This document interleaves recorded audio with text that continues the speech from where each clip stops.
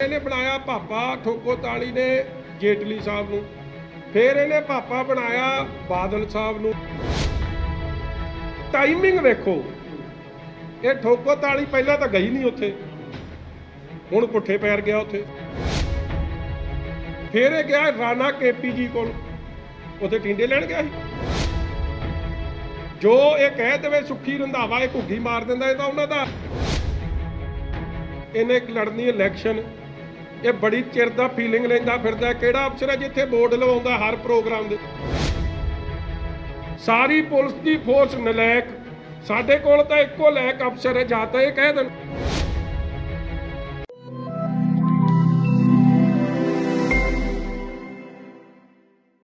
ਦਿੱਤੀ ਨਹੀਂ ਦਿੱਤੀ, ਅੱਜ ਤੋਂ ਮਜੀਠੇ ਦੀ ਜ਼ਿੰਮੇਵਾਰੀ ਤੁਹਾਡੀ ਹੈ। ਮਜੀਠੇ ਦੇ ਵਿਕਾਸ ਵਾਸਤੇ, ਮਜੀਠੇ ਨਗਰ ਕੌਂਸਲ ਦੀ ਤਰੱਕੀ ਵਾਸਤੇ, ਮਜੀਠੇ ਦੇ ਲੋਕਾਂ ਦੇ ਮਸਲੇ ਹੱਲ ਕਰਾਉਣ ਵਾਸਤੇ ਇਹਨਾਂ ਨੇ ਦਿਨ ਰਾਤ ਇੱਕ ਕਰਨਾ। ਮੈਂ ਆਸ ਕਰੂੰਗਾ, ਉਮੀਦ ਕਰੂੰਗਾ ਕਿ ਕਾਂਗਰਸ ਦੀ ਸਰਕਾਰ, ਚਾਹੇ ਅਸੀਂ ਆਪੋਜੀਸ਼ਨ ਵਾਲੇ ਲੋਕ ਇੱਥੇ ਮਜੀਠੇ 'ਚ ਕਾਬਜ ਹੋਏ ਆ, ਸਾਡਾ ਸਾਥ ਦੇਣਗੇ। ਜਿੱਥੇ ਕਾਂਗਰਸ ਦੀ ਸਰਕਾਰ ਸਾਡਾ ਸਾਥ ਦੇਊਗੀ ਅਸੀਂ ਉਹਨਾਂ ਦਾ ਧੰਨਵਾਦ ਕਰਾਂਗੇ। ਮਗਰ ਜੇ ਉਹ ਮਜੀਠੇ ਨਗਰ ਕੌਂਸਲ ਨਾਲ ਮਤਰੇਈ ਮਾਂ ਵਾਲਾ ਸਲੂਕ ਜਾਂ ਮਜੀਠੇ ਦੇ ਲੋਕਾਂ ਨਾਲ ਮਤਰੇਈ ਮਾਂ ਵਾਲਾ ਸਲੂਕ ਕਰਨਗੇ ਤੇ ਅਸੀਂ ਡਟ ਕੇ ਮਜੀਠੇ ਦੇ ਲੋਕਾਂ ਵਾਸਤੇ ਲੜਾਈ ਲੜਾਂਗੇ ਕਾਂਗਰਸ ਦੇ ਖਿਲਾਫ, ਔਰ ਮਜੀਠੇ ਦੇ ਲੋਕਾਂ ਦੀ ਸ਼ਾਨ 'ਚ, ਮਜੀਠੇ ਦੇ ਲੋਕਾਂ ਦੇ ਭਲੇ ਲਈ ਦਿਨ ਰਾਤ ਇੱਕ ਕਰਾਂਗੇ। ਇਸ ਲਈ ਮੈਂ ਫੇਰ ਸਮੁੱਚੀ ਪਾਰਟੀ ਵੱਲੋਂ, ਸਮੁੱਚੇ ਵਰਕਰਾਂ ਤੋਂ, ਜਿੱਥੇ ਉਹਨਾਂ ਦਾ ਧੰਨਵਾਦ ਵੀ ਕਰਦਾ ਕਿ ਉਹਨਾਂ ਦੀ ਮਿਹਨਤ ਸਦਕਾ, ਭਾਵੇਂ ਕਾਂਗਰਸ ਨੇ ਬਹੁਤ ਧੱਕੇਸ਼ਾਹੀ ਕੌਂਸਲਰ ਦੀਆਂ ਚੋਣਾਂ 'ਚ ਕੀਤੀਆਂ, ਅਫਸਰਾਂ 'ਤੇ ਦਬਾਅ ਬਣਾਇਆ ਗਿਆ ਕਿ ਕਾਗਜ਼ ਰੱਦ ਕਰਤੇ ਜਾਣ, ਮਗਰ ਕੋਈ ਨਾ ਡੋਲਿਆ ਨਾ ਹਿੱਲਿਆ, ਤਗੜੇ ਹੋ ਕੇ ਸਭ ਨੇ ਪਹਿਰਾ ਦਿੱਤਾ ਔਰ ਵੱਡੀ ਜਿੱਤ ਹਾਸਲ ਕੀਤੀ ਹੈ। ਮੈਂ ਅਫਸਰ ਸਾਹਿਬਾਨਾਂ ਦਾ ਵੀ, ਜਿਨ੍ਹਾਂ ਨੇ ਸਹੀ ਕੰਮ ਕੀਤਾ, ਉਹਨਾਂ ਨੂੰ ਵੀ ਮੈਂ ਧੰਨਵਾਦ ਕਰਦਾ, ਉਹਨਾਂ ਨੂੰ ਵਧਾਈ ਵੀ ਦਿੰਦਾ। ਸਰ, ਇੱਕ ਜਿਹੜਾ ਕੋਵਿਡ ਨੂੰ ਲੈ ਕੇ ਸਰਕਾਰ ਹੁਣ ਬਹੁਤ ਸਾਰੀਆਂ ਸ਼ਕਤੀਆਂ ਵਰਤ ਰਹੀ ਹੈ। ਪਿਛਲੇ ਕਰੀਬ ਸਵਾ ਸਾਲ ਤੋਂ ਸਰਕਾਰ ਪਹਿਲਾਂ ਬਹੁਤ ਵੱਡੇ ਦਾਅਵੇ ਵੀ ਕਰਦੀ ਰਹੀ ਹੈ। ਹੁਣ ਜਿੱਦਾਂ ਦੇ ਸਾਰੇ ਜਿਹੜੇ ਸਮੀਕਰਨ ਸਾਹਮਣੇ ਆ ਰਹੇ ਆ, ਤੁਹਾਨੂੰ ਕੀ ਲੱਗਦਾ ਕਿ ਸਰਕਾਰ ਕਿਤੇ ਨਾ ਕਿਤੇ ਉਹਦੇ ਵਿੱਚ ਇੰਤਜ਼ਾਮਾਂ ਦੇ ਵਿੱਚ ਫੇਲ ਸਾਬਿਤ ਹੋਈ ਹੈ, ਜਾਂ ਲੋਕਾਂ ਦੀ ਜਿਹੜੀ ਅਵੇਅਰਨੈਸ ਉਹਦੇ ਵਿੱਚ ਕਮੀ ਕਰਕੇ ਇਸ ਸਾਰੇ ਹਾਲਾਤ ਪੈਦਾ ਹੋਏ? ਦੇਖੋ,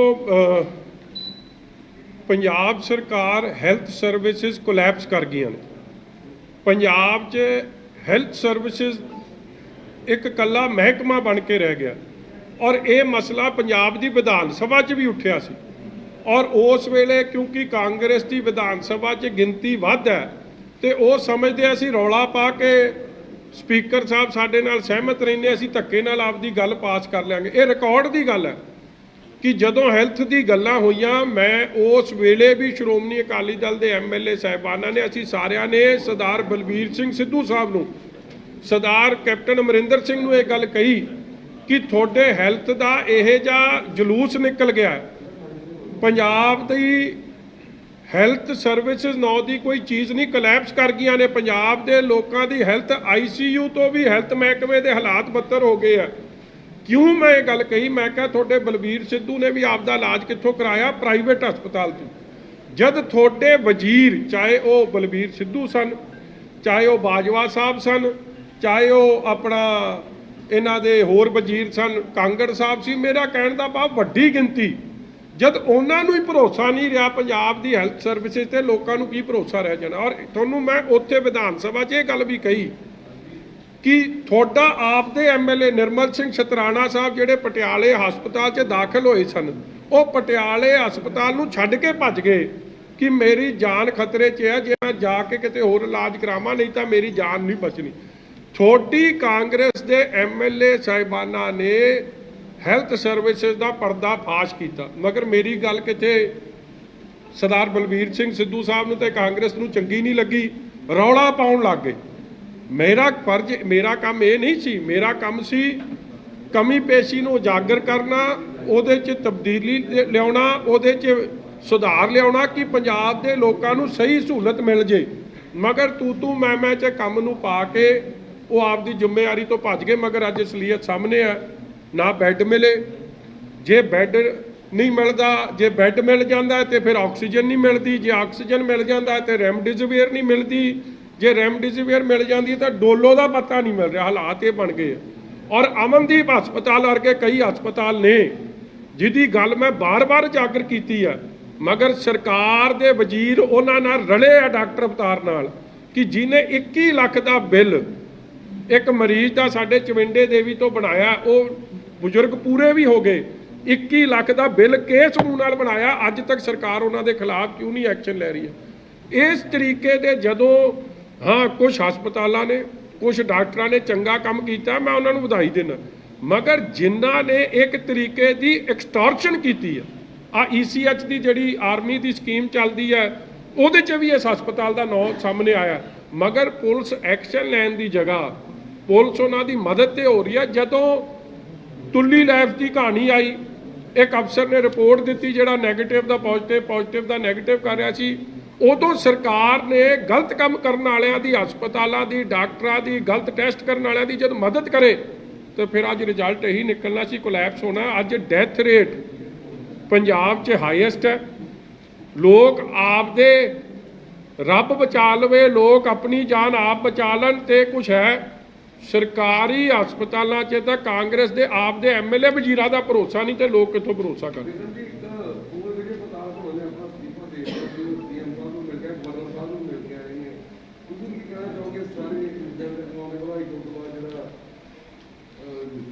ਦੇਖੋ, ਸਭ ਤੋਂ ਪਹਿਲੀ ਗੱਲ ਤਾਂ ਇੱਕ ਆਪਾਂ ਨੂੰ ਗੱਲ ਸਮਝ ਲੈਣੀ ਚਾਹੀਦੀ, ਇਹ ਅਫਸਰ ਚਲਾਕ ਲੂੰਬੜੀ ਆ।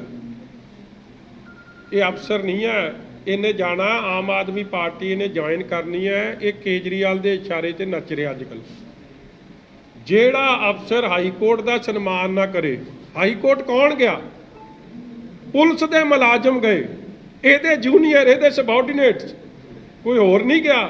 ਔਰ ਅੱਜ ਦੇ ਨਹੀਂ ਬੜੇ, ਦੇਖੋ ਕੋਈ ਵੀ ਏਜੰਸੀ ਪੰਜਾਬ 'ਚ, ਆਪਾਂ ਦੇਸ਼ ਦੇ ਨਾਗਰਿਕ ਹਾਂ, ਦੇਸ਼ ਦੇ ਲੋਕ ਸੰਵਿਧਾਨ 'ਚ ਵਿਸ਼ਵਾਸ ਰੱਖਦੇ। ਔਰ ਸੰਵਿਧਾਨ ਕੀ ਕਹਿੰਦਾ ਕਿ ਜੇ ਕੋਈ ਏਜੰਸੀ, ਚਾਹੇ ਪੁਲਿਸ ਹੈ, ਚਾਹੇ ਹੋਰ ਕੋਈ CBI ਹੈ ਜਾਂ NIA ਹੈ ਜਾਂ ਕੋਈ ਮਹਿਕਮਾ ਹੋਰ ਇਨਵੈਸਟੀਗੇਟਿੰਗ ਏਜੰਸੀ, ਉਹ ਕਿਸੇ ਦੇ ਖਿਲਾਫ ਵੀ ਕੋਈ ਚੀਜ਼ ਲਿਆਉਂਦਾ, ਉਸ ਨਾਗਰਿਕ ਕੋਲੇ ਹੱਕ ਹੈ ਕਿ ਉਹ ਜਿਹੜੀ ਕੋਰਟ ਹੈ, ਜੁਡੀਸ਼ਰੀ ਹੈ, ਇੰਡੀਪੈਂਡੈਂਟ ਜੁਡੀਸ਼ਰੀ ਹੈ, ਜਿਹੜਾ ਚੌਥਾ ਪਾਵਾ ਆਪਾਂ ਕਹਿ ਦਿੰਦੇ ਆ, ਲੈਜਿਸਲੇਚਰ, ਐਗਜ਼ੈਕਟਿਵ, ਜੁਡੀਸ਼ਰੀ ਤੇ ਪ੍ਰੈਸ ਨੂੰ ਚੌਥਾ ਪਾਵਾ ਕਹਿ ਦਿੰਦੇ ਆ, ਮਤਲਬ ਕਿ ਉਹ ਆਪ ਦੀ ਜਾ ਕੇ ਅਪੀਲ ਕੋਰਟਾਂ 'ਚ ਕਰ ਸਕਦਾ।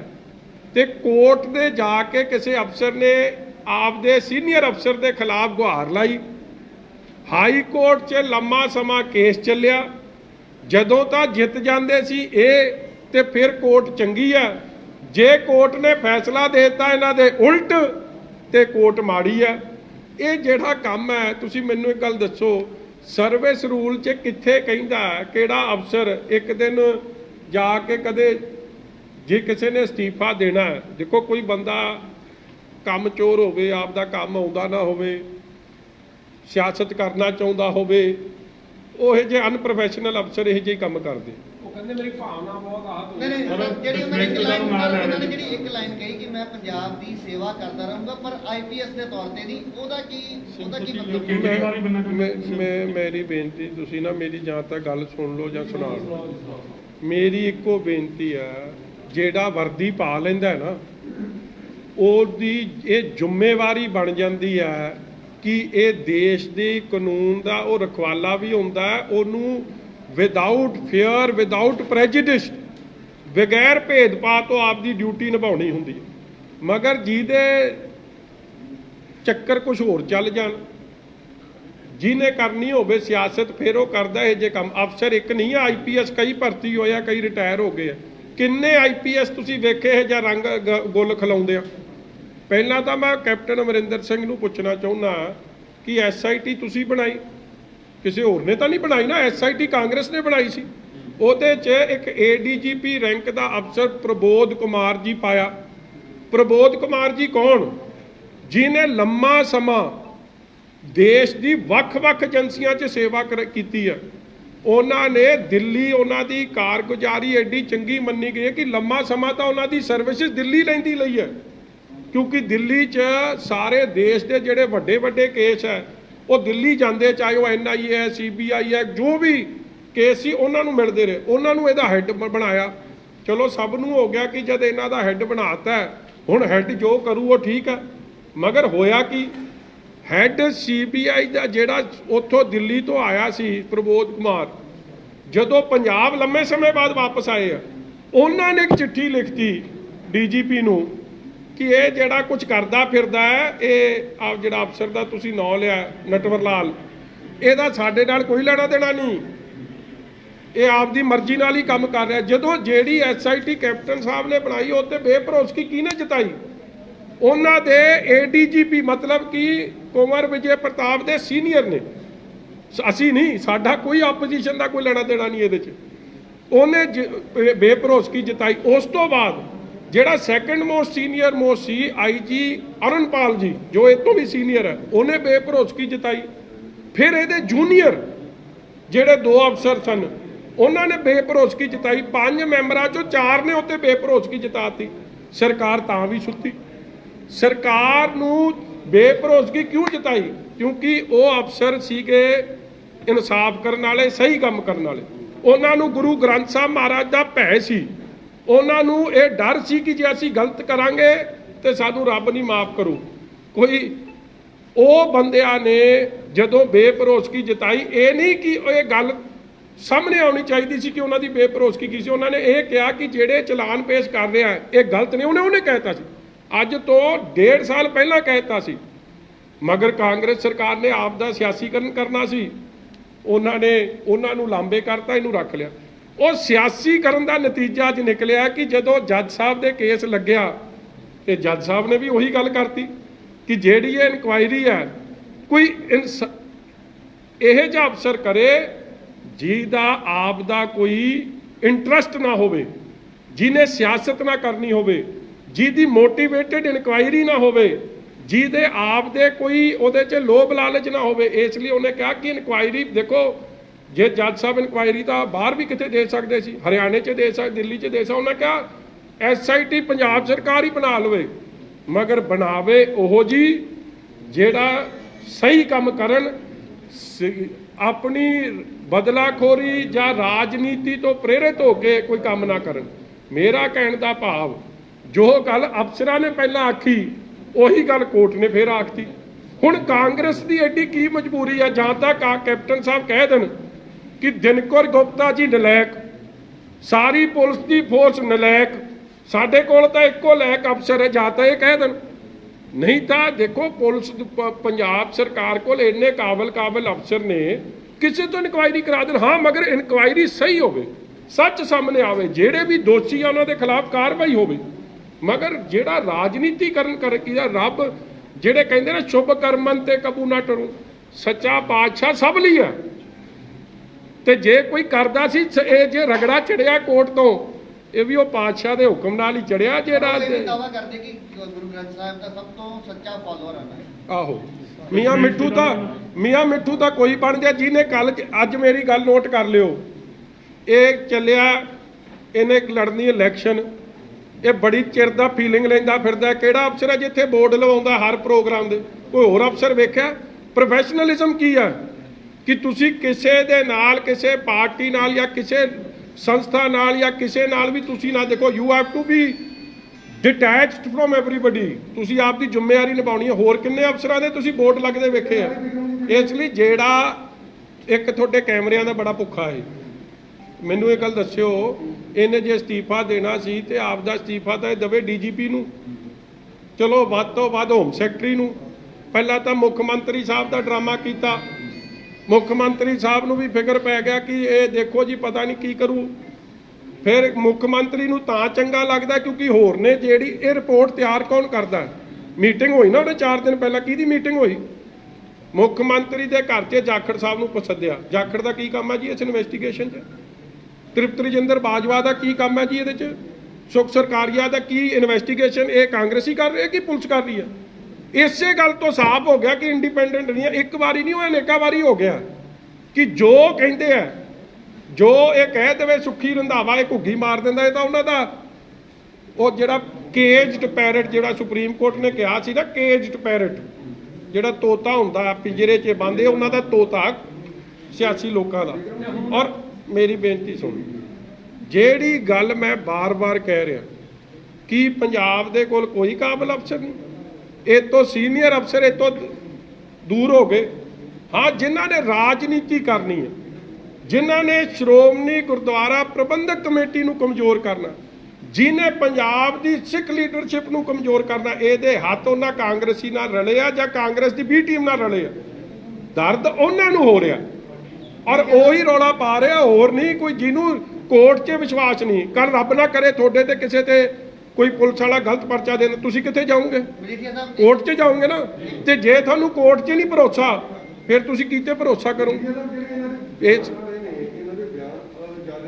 ਇੱਕ ਮੇਰੀ ਲਾਸਟ ਗੱਲ ਸੁਣ ਲਓ ਯਾਰ, ਤੁਸੀਂ ਵਿੱਚ ਹੀ ਮੁੜ ਕੇ ਕੋਈ ਜਾਵੇ ਗਵਰਨਰ ਕੋਲ, ਗਵਰਨਰ ਕੋਲ ਭਾਈ ਤੇਰਾ ਕੀ ਕੰਮ ਹੈ?